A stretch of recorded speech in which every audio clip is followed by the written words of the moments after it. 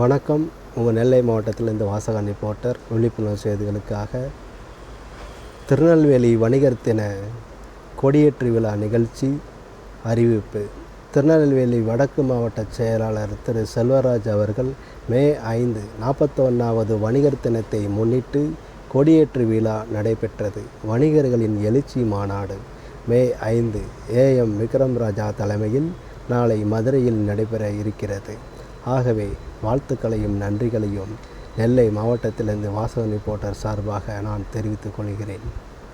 Questions என்னவென்றால், எனது வேண்டுகோள் என்னவென்றால், இந்த பேரவையில் இந்த மாநாட்டில் ஆன்லைன் பர்ச்சேஸ் முழுவதும் குறைக்கப்பட வேண்டும் தீர்மானம். அப்போதான் எல்லா வியாபாரிகளுக்கும் நல்ல ரீதியாக வியாபாரம் நடக்கும், நாடு முன்னேறும், வளம் பெறும், குடும்பம் நல்லபடியாக இருக்கும்.